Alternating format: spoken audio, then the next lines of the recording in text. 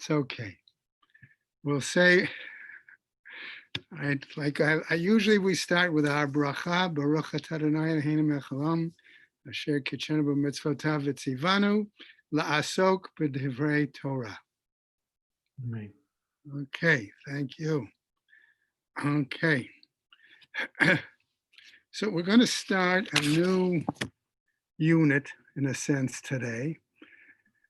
And you can see that the author of our Sefer HaChinuch, in this case, chose this unit, it would appear, based on a topic, not to do any work on the Sabbath.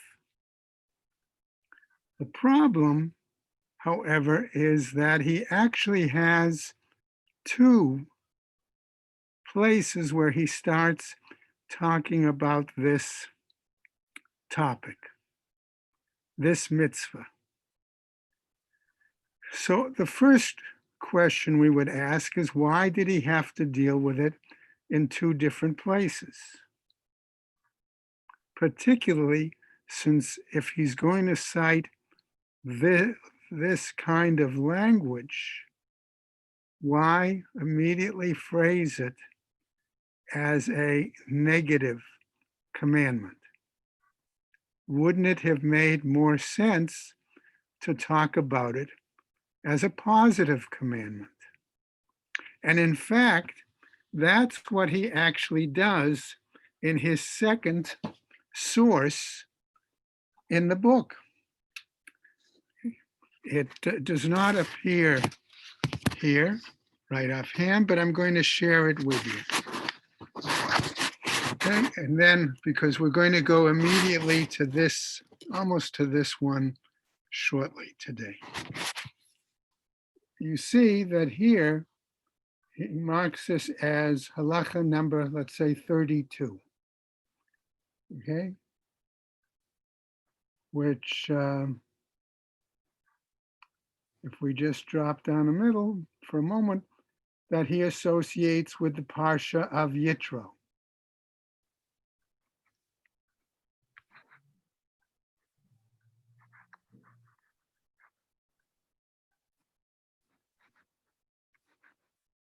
Okay, all right, now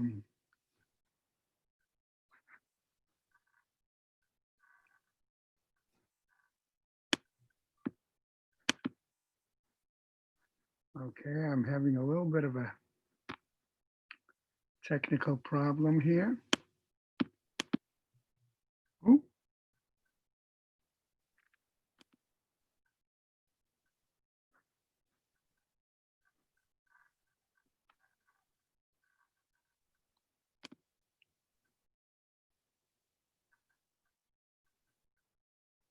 Since I'm you.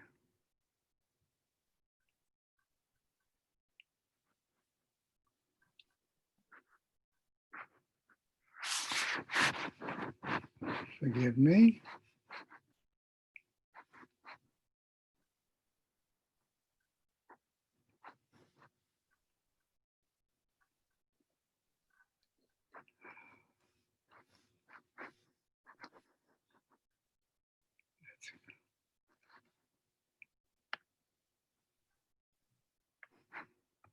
Okay, let me, how many of you have texts in front of you? Okay, just raise your hand if you do. Okay, all right. Okay, so again, I'm having some, using a different machine, and that's why I'm having the problem here.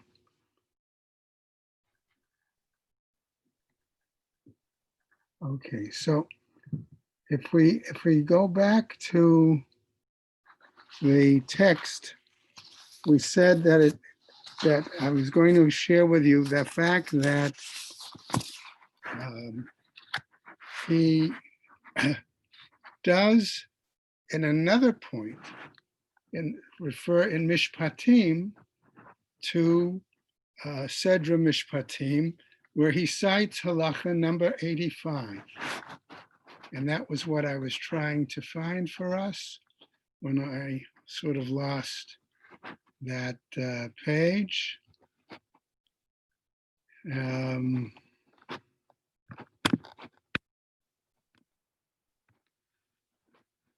Okay, let's go back.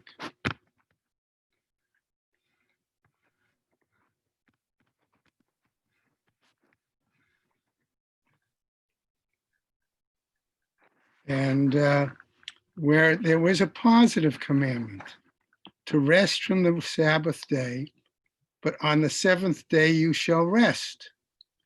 And that he derives from a verse in Shmot, Exodus 23:12. But then he simply says, everything else I wrote about Shabbat is to be found elsewhere in what we saw before as number 32. Okay, paragraph 30. So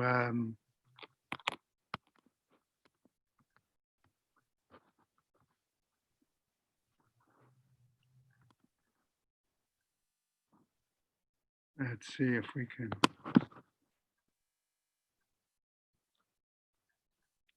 All right, no.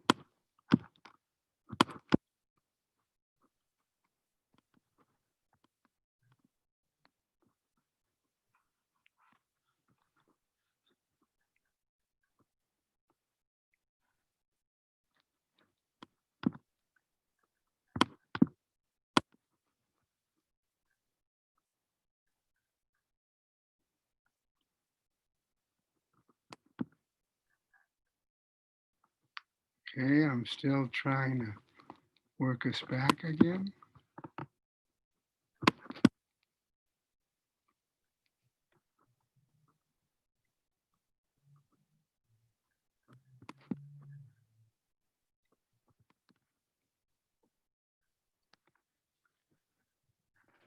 Sorry for the.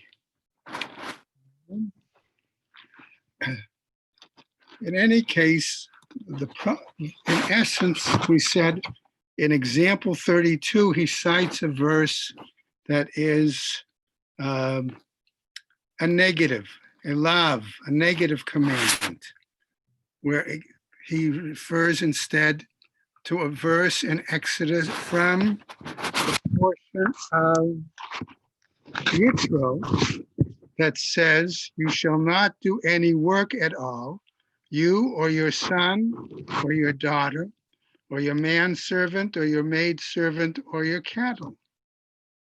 Okay, which is from Shmot chapter 20, verse 10. So if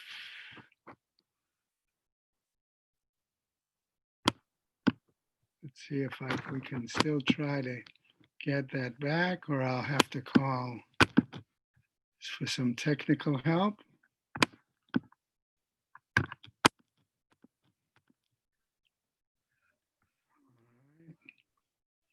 Oh, that's not working.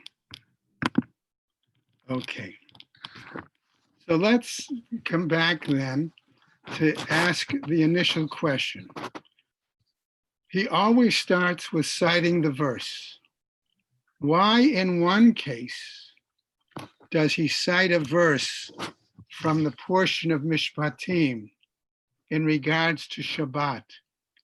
That is a very positive statement, a positive commandment. But on the seventh day you shall rest. Whereas, and he doesn't go into any detail about the laws or the explanation or the rationale for Shabbat.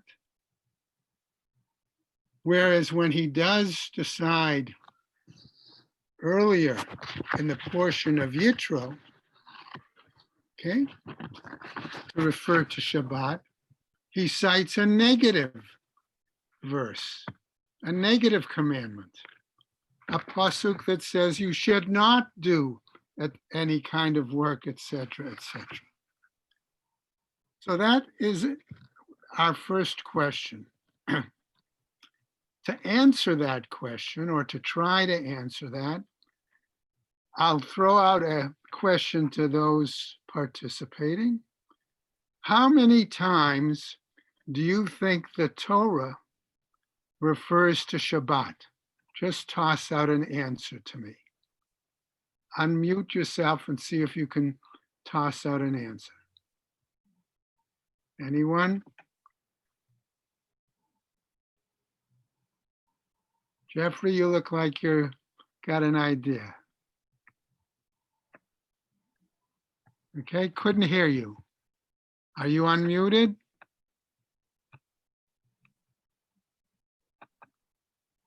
Hello? I don't know the answer. You do? No. Okay. Anybody else want to suggest? How many times do you think the Shabbat is referred to in the Torah? Many times. Many times. Yeah. That's good. Uh-huh.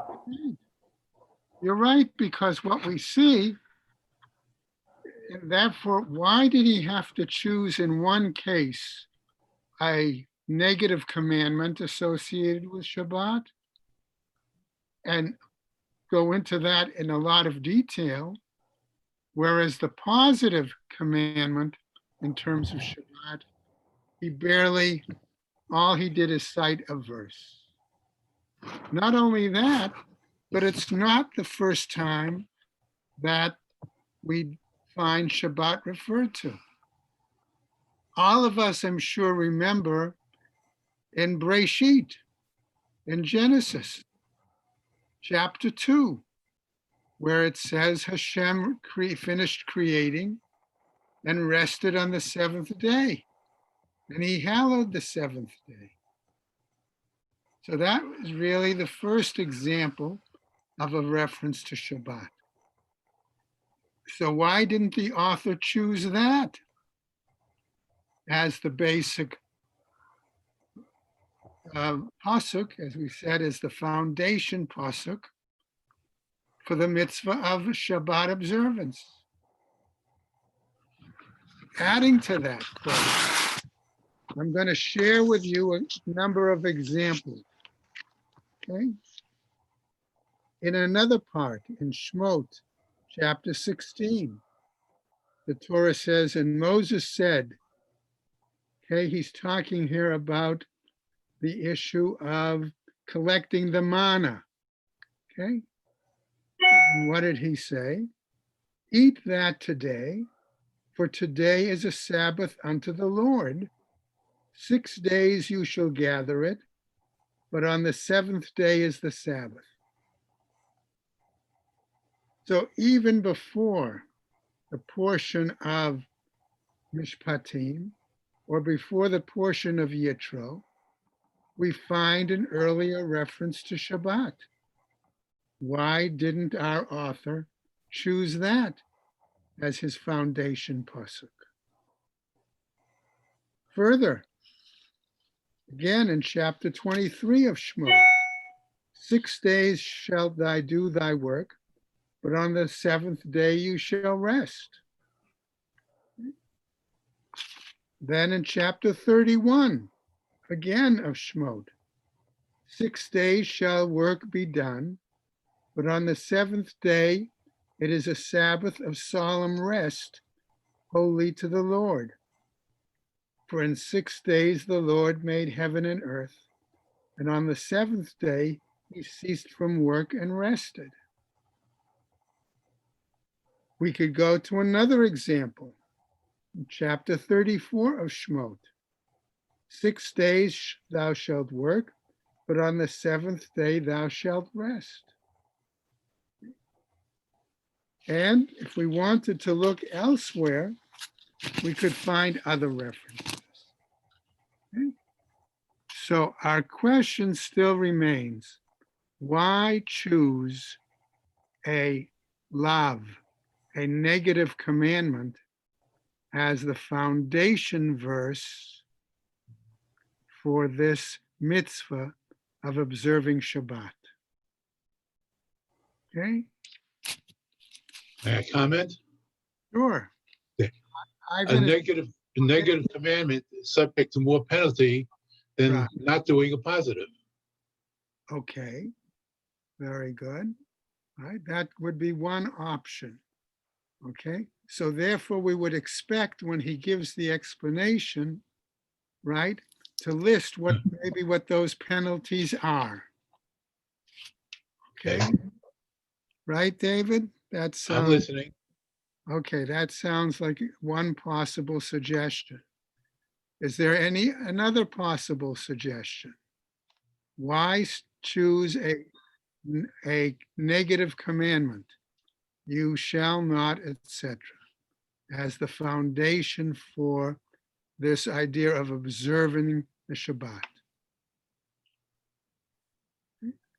The only possible reason that I can suggest, as we'll start looking at his text, okay, is that he wants to begin to emphasize that in the other verses where it refers to you should rest, that may apply only singular to you, the one person.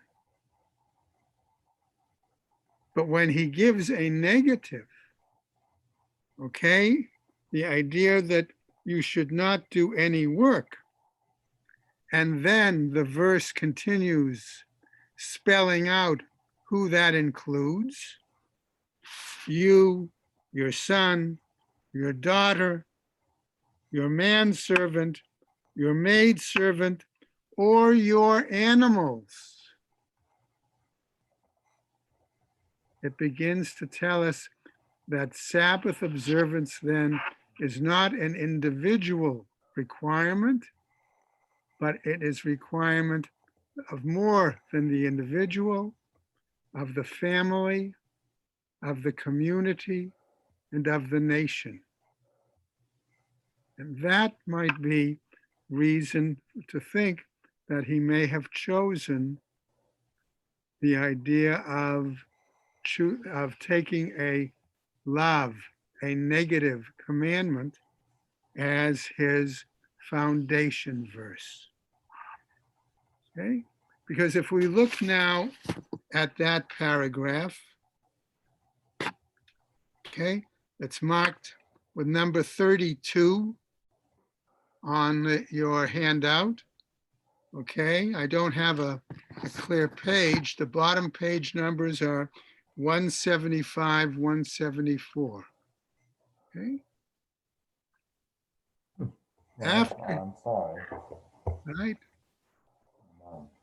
Okay. I'm going to have to get Amy back in here to fix this, but right now we'll continue. Okay. After he cites the verse, he then continues to proceed with his, what we saw, his explanation. Okay. So by citing the verse, he says, the ban on work for us, our children, servants, and domestic animals, all in one negative precept. The matter is not the same for all. But then he says, what is that the matter? What does he mean by the matter? Okay. What he's referring to is ultimately if someone disobeys this negative precept, the punishment that is going to be done to that person varies. Okay? That's what he's going to now tell us is part of the explanation. And as a result, to clarify that, he's going to tell us what some of those punishments might be. From there, we can then begin to understand also the fact that from the time of the Talmud, we understand that there are certain kinds of punishments. For example, if a person transgresses a negative commandment in general, according to the Beit Din, the rabbinic court, one might be subject to malkot, to flogging. Another situation might be if the person transgressed the particular law with clear intent, then the Beit Din cannot rule flogging, but instead they will say that person is going to be subject to the punishment of karet. Karet being a punishment by heaven, that the person either dies young or they die without progeny or something of that nature. Okay? So that's what he's going to then clarify for us. Okay? And that's what he says. If someone does work with his own body, in other words, if he carries out the work, subject to death by sentence of Beit Din, okay? If it's done deliberately, my God. okay? That's what it says. However, if the work is to be done by others, okay, then the implication is, in that case, I lost it. the person who commanded the work would get lashes. Okay? Theoretically, but again, it would depend if it was done with intent or without intent. Now, part of the explanation that our author goes into at this point is to try to clarify how did he make these distinctions? On what basis? Okay. And I want to share with you examples of the discussion in the Talmud. So you don't have it right there on your text, in which he would have drawn from a way of determining what the practice and distinctions are. So at this point, if you listen, I'm going to share with you an example. From Gemara Shabbos, we find the following. Rabbi Zerid recited the following. Rami Bar Chama said, if one leads a donkey loaded with items on the Sabbath, if he did it unwittingly, he does not incur a sin offering. If deliberately, he is liable to stoning. But this is challenged. And shortly thereafter, the Gemara comes to attempting a conclusion. Every offense for which unwitting, one is liable to a sin offering, which was a chatat. If deliberate, he is liable to stoning. Okay, that is the case. What kind of an example would be a deliberate action against Shabbat? Leading a donkey loaded with material. Okay. So from this piece of Gemara, it would seem that we could come to the conclusion that a person is only liable for actions he or she oneself performs. Yet the Gemara continues on the very next page. And even for the view, it says, that we do flogging in such a case. Didn't the Torah say, thou shalt not do any work, nor thy cattle? That's exactly the verse that our author has chosen for his foundation verse. Because we remember it clearly said, you shall not do any work at all, you or your son or your daughter, or your manservant or your maidservant, or your cattle. So the Gemara asks, then why does it say you? To teach only when he personally works is he liable. But if his animal works, he is not liable. God. Kenneth, you're getting into heavy stuff here. Okay, yeah, you're right. So what we see here, okay, in his discussion in the Talmud, okay, in this case, is clearly a back and forth argument as to when is a person considered to have transgressed the law of not observing Shabbat by doing work. Is it simply a matter of intent? Is it a matter of doing the work oneself? Is it a matter of designating someone else to do the work for you? Okay? And the reason I'm pointing that out is because we're all familiar with the fact that there are certain rules and regulations about these areas.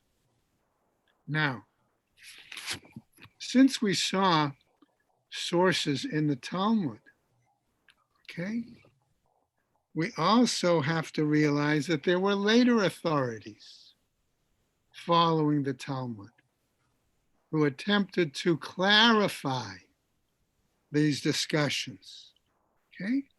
And the two major authorities that the author of our book used, one was Rambam, Maimonides, and what he wrote, for example, in the laws found in the Mishnah Torah. But the other was Ramban, Nachmanides, who in some places had a commentary on the Talmud, particularly in some sections where Rashi does not have a commentary. And Ramban's commentary, while it's an explanation, also gives legal decisions. So what happens?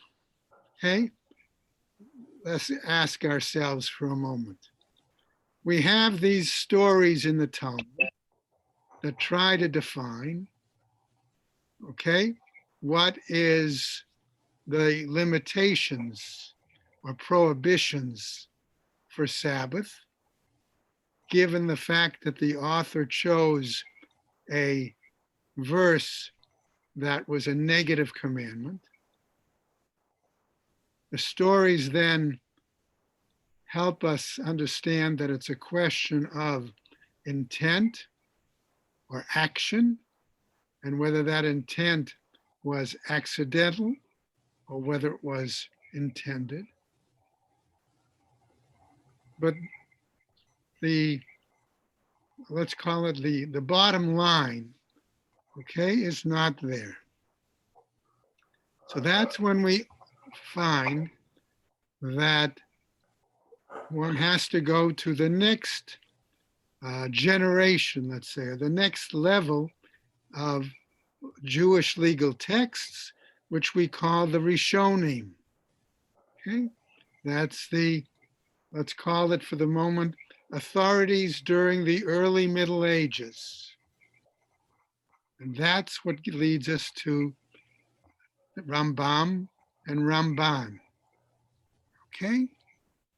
Now, Rambam, okay, in his Mishnah Torah, okay, cites those references that we just read in the Talmud, and he comes to certain decisions.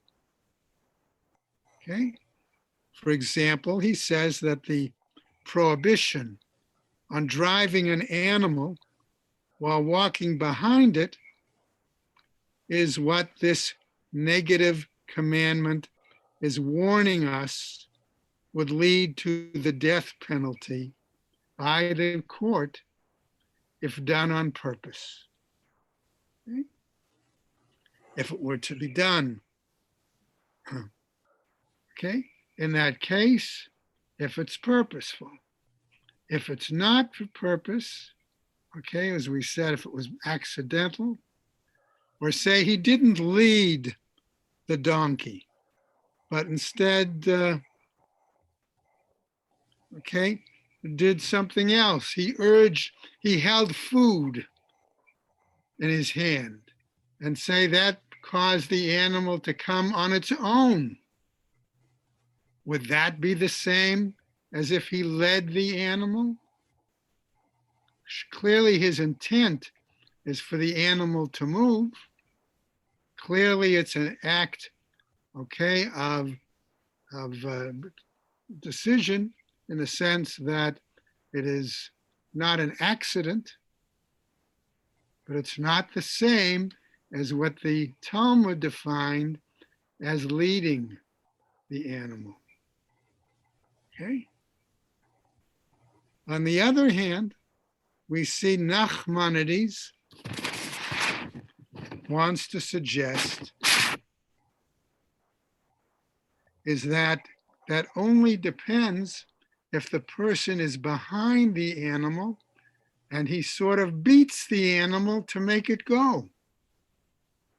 That is his understanding of what it means to make that donkey move, as the story in the Talmud presented it.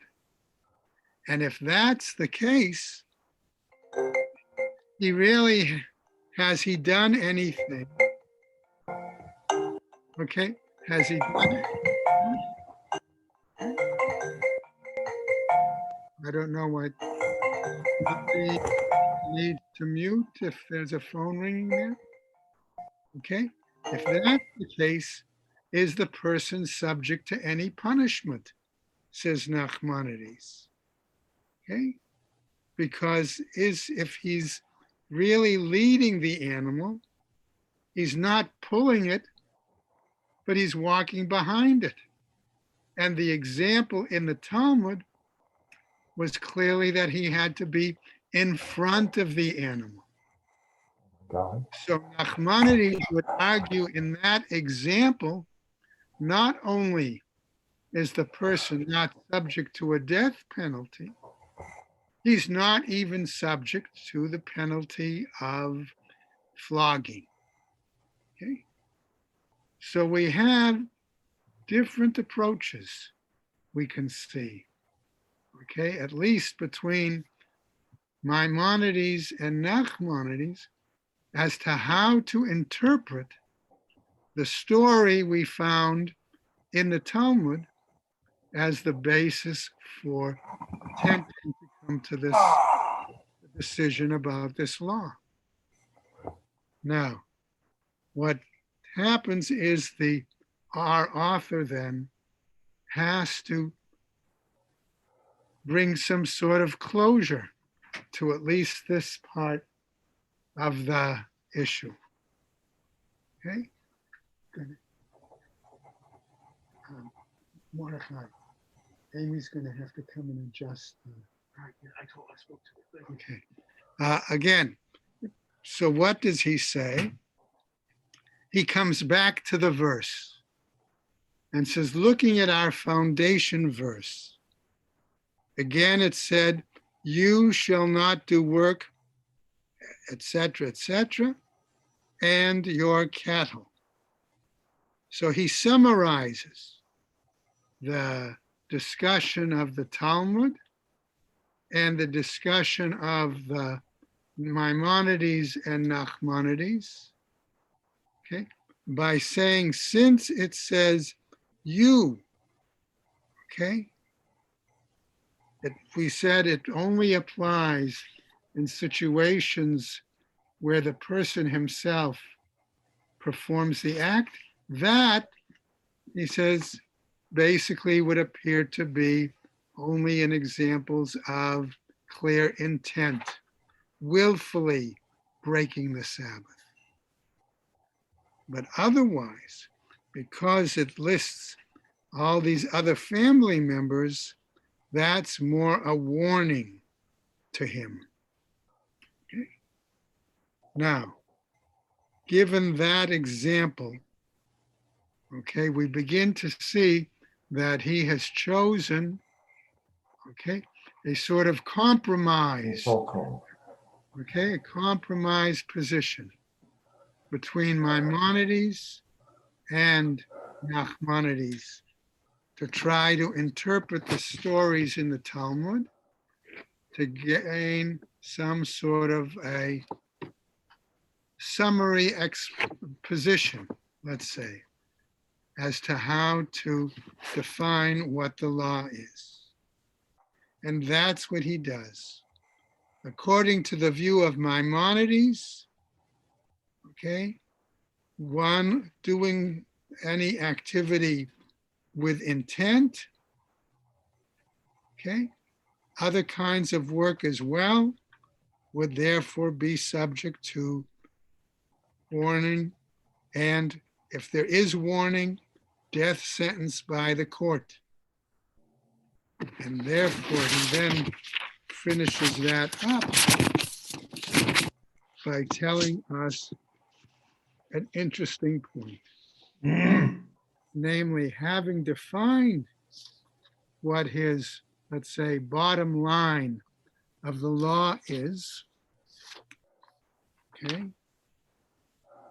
if it's a matter of personal intent and doing action, when it says you shouldn't work on the Sabbath, he comes back now to introduce, as part of his explanation, the question as to what are the various kinds of work that are defined on the Sabbath.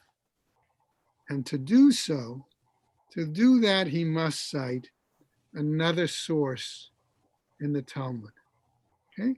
But in this case, he actually tells us to look at a particular Mishnah found in the Gemara Eruvin, okay? And he connects it with another verse in the Torah. So that's what we're going to explore next time. In other words, what is he using as his definition for work? Why did he need to bring a whole nother verse in his explanation to clarify whether something is done on a purpose basis or by accident?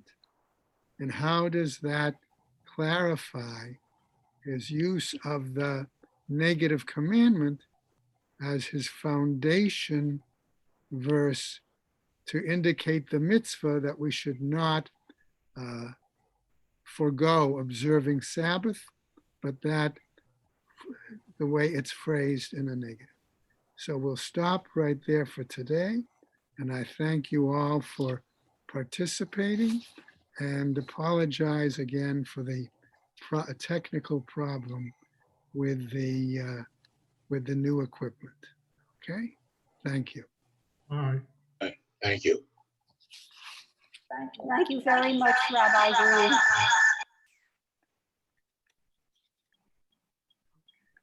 Maybe I gotta be here.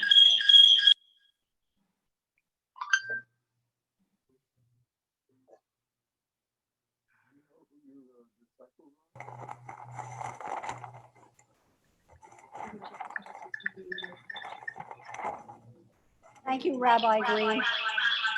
Thank you. Ken? Green, one question. Yeah, How can you have unintentional intent? How can you have unintentional intent? Like Yeah. this. What you can have is a situation where you, I'll give an example real quick, David. You decided to say, we're going to cut or pluck a certain fruit off your tree in your backyard on Shabbat. Okay? Okay, I'm listening. You were going to pluck that beautiful orange off your orange tree that you live down here in Florida, and okay, to eat it. But instead you went out and you grabbed a pear off your pear tree.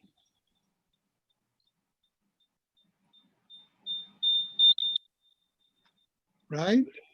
In that situation, okay, That was without intent. Unintended. you had the intent to pluck something on Shabbat, right? So that was your intent, but it was unintentional that you would pluck the pear as opposed to the orange. Okay, I would argue it was intentional at the time that I picked it because I knew it was a pear, not an orange. No, because maybe you said, well, you know, maybe you originally thought, well, I'm going to pluck some fruit off a tree in my backyard. Then So I intended to do it. you intended to pluck, yes, but it was not the item. But if you had originally one item in mind and you pluck something else, that's a different item. So did you really complete the entire act as intended? That's the question. It doesn't have to Okay, I'll kind of live with that. Thank you. Okay.